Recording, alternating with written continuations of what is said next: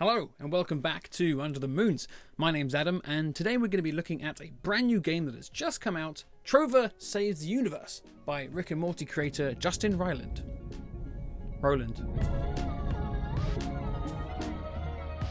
So it came out on the 31st of May, also known as the last day of May, and this is I believe the second or the third game created by Justin Roiland. First being Accounting Plus, a game for the VR, where you end up in a very weird and meta VR journey. Very strange. And the second being the Rick and Morty one, but I guess that's kind of just more his voice than his actual company. So we have Trover Saves the Universe. You can play this on the PS4, the PC, PC VR, and PSVR. And today, you can probably guess this, but I'm going to be playing it on the PSVR. The game was originally designed to be just for VR, but as they kind of ported it to just a flat Sense screen, they realized that, it's actually kind of playable through a normal Sense as well. Helps broaden the audience by far. So, Trover Saves the Universe. The story is a little weird. Let's kill this motherfucker! So you play as this character who is part of the world of people who sit in chairs all day. I believe they're called chairlians or chair lines, or I don't know. They live in houses that kind of look like chairs from the outside as well. And you have two lovely dogs. And one day when you're out at the park having fun with them, a beaked blue Patrick Star kind of pops up with empty eye sockets and grabs them and puts them in his eyes and becomes powerful. Yeah, that is how it starts. This evil character is clearly the antagonist of the game. Glorkhan, yeah, that's what I've written down. The days after stealing your dogs, he seems to have caused havoc around the universe, and everyone seems to be blaming you. Message 1. Your lawyer here. Not looking good, I'm afraid. Because the dogs are yours, and because they seem to be powering this monster, you may be liable. Message 4. Hey, it's Mom. I never did like those dogs of yours. I'm not surprised, to be honest. I mean, the dogs. The playable part opens up with you in your house with your beloved pictures of your dog, TV, kind of giving you tutorials of how to move around. We now return to As the Chair Turns. Why won't you ever rotate your chair, Samantha? All I ever asked of you is that you rotate your chair. R2 to interact with numerous things around the room. Soon after, the second main character of this game comes in, Trover. Oh yeah, this is definitely the right place. Now, like I said, everyone seems to think this is your fault mainly, so Trover brings you in to help sort this problem out. And yes, his eyes are filled with there are two things in his eyes. They're called power babies. I didn't mean to. Now this is where the game's unique mechanic comes in of using these power babies to upgrade yourself, upgrade your health, and so on. So we have the red ones, they upgrade your health, I believe they give you health back. The blue ones give you upgrades to Trover's powers and so on. And the green ones are collectibles that give more health points, I guess. More hits, so you can take more hits. So you're given one of Trover's power babies shoved into your controller rather humorously. Alright, listen, you're gonna control me, man, because I'm tired. And now you have the ability to control him with the left stick. Now, while still being a platformer, it's not very a traditional sense of a platformer. So in this, you move Trover around, and you move your camera around as you are in your seat.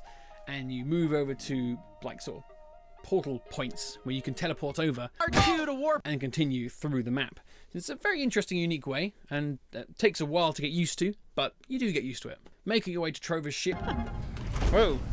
So we're gonna use it to go to my boss's office so I can drop your ass off, your stupid ass off. Hang on, and I'm get my having space deja vu money here. I and got get the hell I outta got stuff here, to you know do. what I Leave mean? me And alone. go live my life. Go ahead and hit the button to teleport us to my boss's office. You are then met by the chap who sent Trover to come out and get you. I'm gonna need you to stay partners with the Chairorpian. Your job's not over yet. Come on! You said all I had to do was find the stupid Chairorpian and bring them to you, and then I'd get my space money! Trover, shut the We need to meet this Chairorpian face to face. You must come to our home world, our inner sanctum. Wow, whoa, the inner sanctum void, wow. You must find the crystal of Ithacles. It is located in a place called Schleemy World. Oh, I know where Schleemy World is. All right, okay. So we arrive in Schleemy World, which looks to be a beautiful, green, luscious paradise. And as you kind of explore the level, you realize there's a bit of more of another influence for another platformer. There's a couple of green pipes around. Clearly an influence to Flappy Bird. And in the first couple of seconds from getting to Schleemy World, we come across a bloody annoying character, Mr. Pop-Up. Hey, I'm Mr. Pop-Up. And he speaks basically, well, the whole game is like this. Your characters will just tremble on and on and on, foully talking about stuff. It's very humorous, and yeah, can get annoying when they want it to get annoying. All right, who is this guy? I told you I'm Mr. Pop-Up. I called a number. I don't know who I called. They're just supposed to come and help me. All right, well, it's not us. Now, fuck off. There's a man named Michael, and he built a house on the bluff and zoned for public use, and I'm very upset about it. Hold on, I'm choking on something here. Oh, looking for the crystal of Ithacles, huh? Well, I have the crystal of Ithacles right here. I'm the one who has the crystal. That's Michael's house. That's the house I need you to destroy. So he has the crystal of Ethicles, and he will give it to us if we kill Michael. So off we go to kill Michael. Now, one of the collectibles in this game is the green power baby. You can find them throughout the level. Sometimes you have to find one, look at it, and hold down R2 and it'll come towards you, or you find ones that are in a bunch of this kind of crystallized rock. You have to get 30 in each level, I imagine, and they all have their own individual names, their own individual faces, and yeah, I enjoyed reading through things. It gave me a nice chuckle. So we progress through the level, and we are once again stopped by Mr. Annoying Mr. Pop-Up. But this time he gives us a power-up that suits his name of Mr. Pop-Up. He gives us the power, rather strangely. Chair upgrade. Hey, what the hell, you lunatic? You just spit all over the chair. No. I just gave him a chair upgrade. Our chair now has the power to pop up and pop down. I don't say this lightly, but this changes the game quite a bit. Now, before we've been playing the game in a chair with our controller and seeing the world through that lens. Trover seems pretty big and everything's intimidating, but once we go up, everything's a bit smaller and it kind of feels like a top-down platformer. And with this extra height, we're able to see a few more advantage points or where there might be some green babies hiding. It really is a fantastic mechanic, one that I've not seen done before. We come across a few more clones of Glorkhan. What I was saying about the red babies in the eye sockets, that they sort of represent health. If you look at them, they have two red eye babies, and you hit them once, one disappears, hit them again, the other one disappears, you hit them one more time, and they die. These power babies are really interesting dynamic, really interesting sort of world-building thing inside Trover Saves the Universe that really works, and I just really...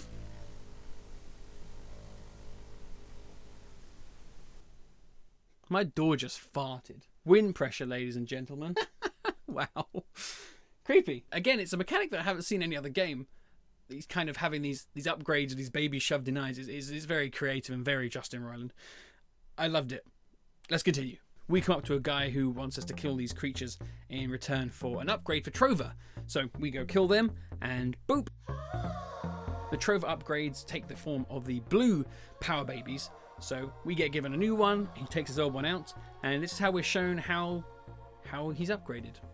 Okay, check this out. Watch this. This is crazy.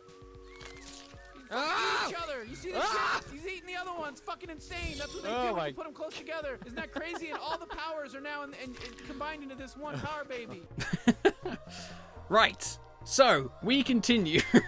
Another VR mechanic that gets brought in is a conversational one. Let's say Trover is talking to you, and the answer is either a yes or a no. In VR, you shake your head for yes, and for no. And yeah, it really makes sort of the connection between the digital world and our world, that virtual reality, if you want.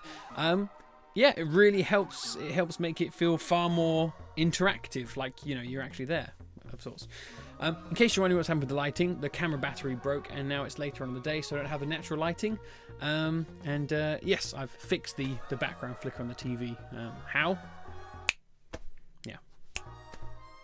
Let's continue. So we next come up to this hollow tree trunk, and there's a gate in the way. And to unlock it, you need to hit the confirmation button 3 times. It's one on the floor, and using the push up and push down function on your chair, you need to solve a couple of buttons. I hate these kind of puzzles. Can't stand them at all.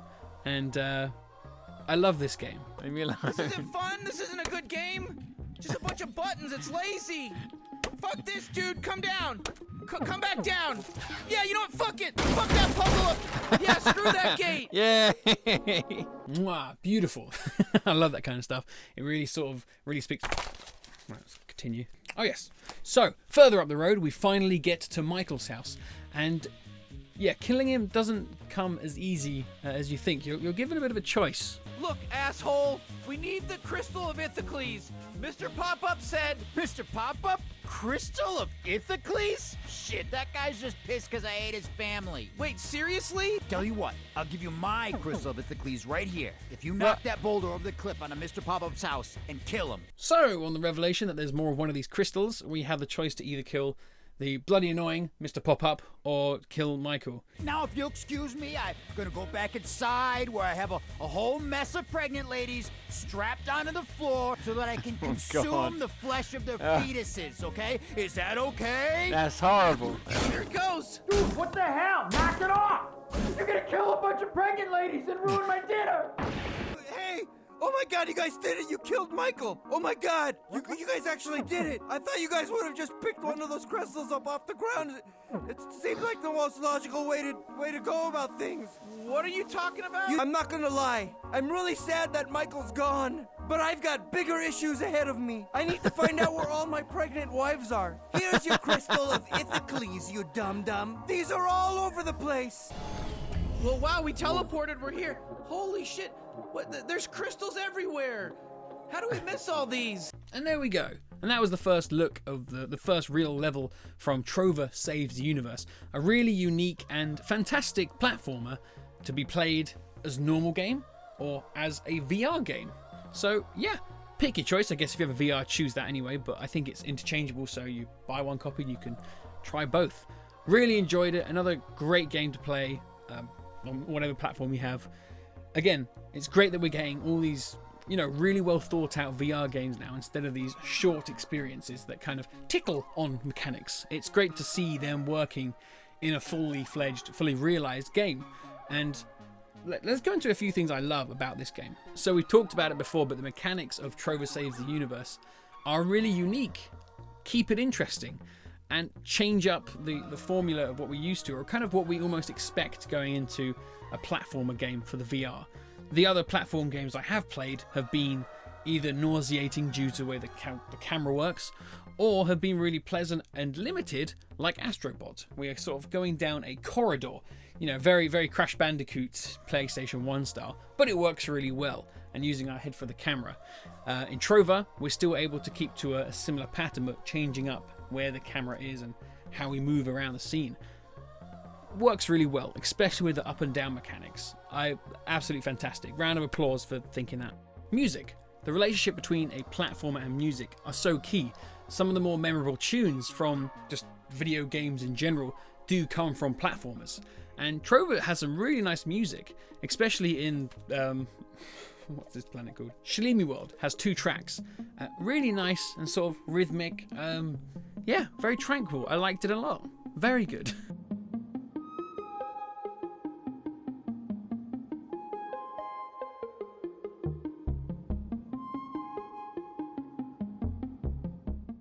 Graphically, the game, you could call it simple, but again, because I was watching this through VR, very clean, very clear. I could see far away, you know what's going on. Lovely, a delight. One of the higher games, I'd say, for graphic fidelity, just because of the bright colours and how it comes across and how well animated some of the characters are as well.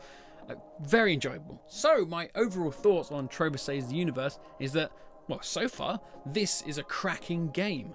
I've absolutely loved it so far. And if you are worried that, oh, you know, there's a bit too much swearing, a bit too much foulness going on, well, I'm not sure about the foulness, but the swearing, you actually have an option at the very beginning of the game to choose whether you want to have it as a mature or a sort of a censored version of the game. How much it limits it, I don't know. I just enjoyed the option of choosing mature over it. All right, don't tell your parents. So, if you have a VR headset and you enjoyed Accounting Plus, no brainer for you. You should have this already. You probably do. If you have a VR headset and you played Accounting Plus, didn't like the humor and everything, then maybe tread cautiously through this. It might not be a thing, but you are missing out on some fantastic gameplay design. Really satisfying in VR. If you've never played Accounting Plus, but you like Rick and Morty, go for it. You'll enjoy this. No problem at all. If you are playing this on I don't want to call it a flat screen, but you know, compared to VR, if you're playing it flat, then, well, I don't know. It's still enjoyable, I guess. I've seen a few videos of people playing it and they seem to really enjoy it. The humor really helps, I think. So yeah, give this game a chance. It's not that expensive, really, compared to other games these days. I've fully enjoyed it. I will be jumping back on as soon as I can. Lots of more green power babies to collect. Yeah, lots of replay value in this one as well. And again, perfect one to just put on people's heads and let them play. They might be a bit confused about what's going on in the story, but it's just a load of fun. So give it a try. Well, I've been Adam for Under the Moon's review channel now, I guess. Trover Saves the Universe. Love it. Thanks for watching, and I hope you have enjoyed this. If you have, hit the like button.